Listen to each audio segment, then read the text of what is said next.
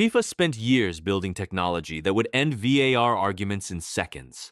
On June 13th, that technology went silent, and the argument it created has not stopped since. Switzerland versus Qatar. Santa Clara, California. The 13th of June, 2026. 14th minute.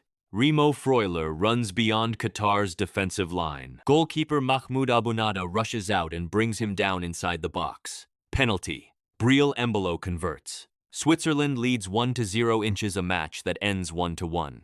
One question formed instantly across every screen watching that moment. Was Freuler offside before Abunada touched him? It should have taken seconds to answer. Before this tournament, FIFA made a specific public promise. Every player at the 2026 World Cup was individually body scanned. Their exact shape, their precise limb positions, their shoulder lines measured to the millimeter. From those scans, FIFA built unique digital avatars for every player. The semi-automated offside system would use those avatars to generate an animation the moment any contested call needed reviewing, not lines drawn on a frozen frame. A moving, three-dimensional animation so precise and so clear that no room remained for doubt. FIFA called it the most advanced officiating technology the game had ever seen. The promise was direct. When a tight offside moment arrives, the world sees the answer in seconds. In the 14th minute of Switzerland versus Qatar, the system produced nothing.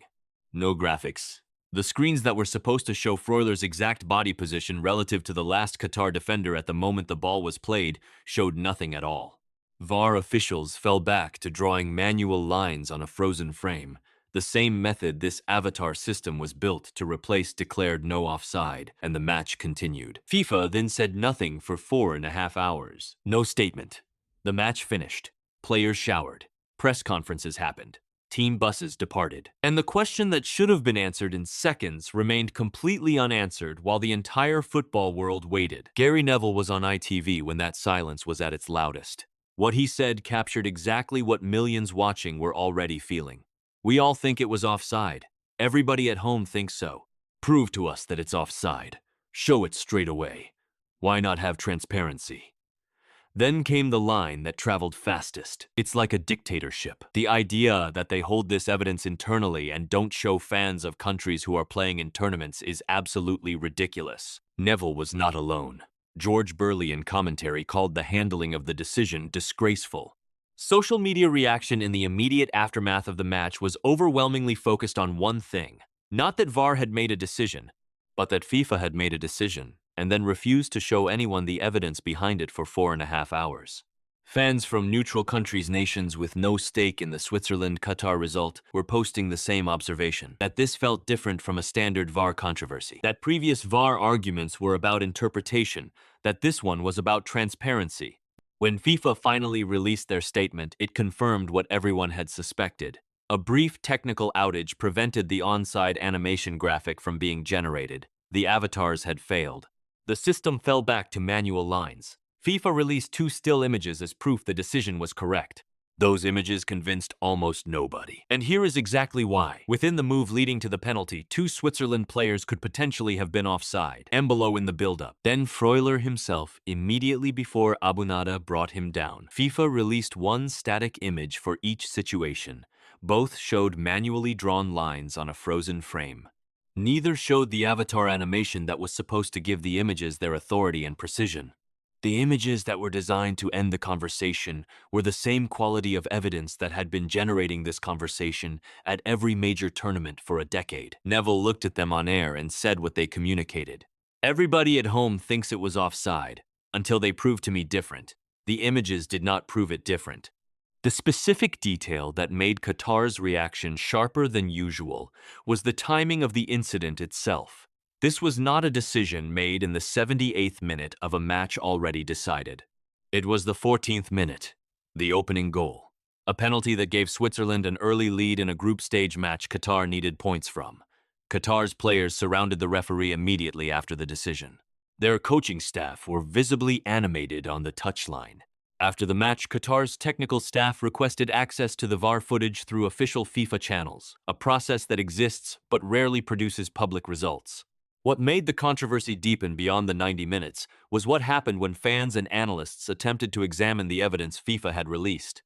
The two still images showed lines drawn to indicate the relevant body parts of both Embolo and Freuler. But without the avatar animation, without the precise three-dimensional body model, the system was built to generate the lines themselves became the subject of argument. Where exactly was the line drawn on Freuler's shoulder? Which body part was used as the reference point?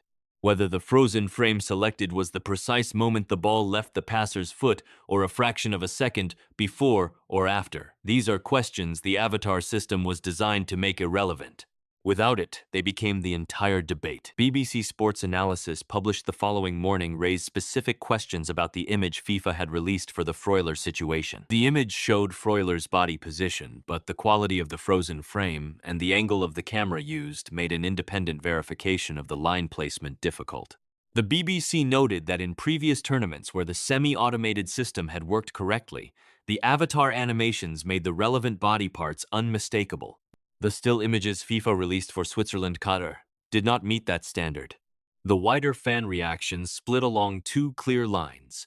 One group argued the decision itself was probably correct, that Freuler was likely onside, and the penalty was the right call regardless of the technology failure. The other group argued the decision may have been correct, but that was no longer the point. The point was that FIFA had promised a specific standard of evidence and delivered something far below it 4.5 hours too late. Both groups agreed on one thing, that the silence was unacceptable. That in 2026, with the most expensive and technologically advanced officiating system ever deployed at a World Cup, there was no justification for making the football world wait 4.5 hours for two still images that raised more questions than they answered. The impact on Switzerland was straightforward. They kept the penalty. Embolo's goal stood. They drew 1-1 and took a point from a group stage match they needed points from. For Qatar, the impact was different. They lost a goal they believed should never have stood.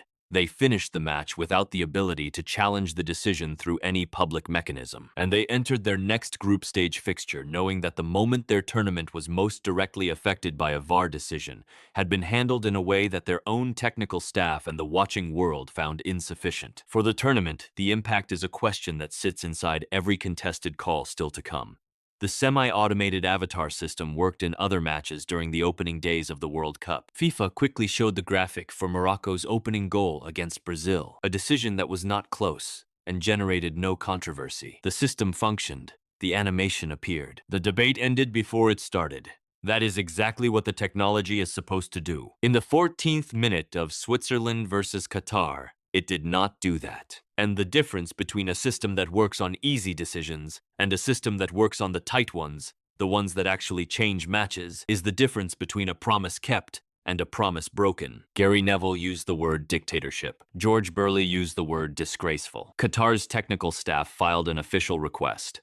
Fans across the world spent 4.5 hours asking a question FIFA had promised would never need to be asked.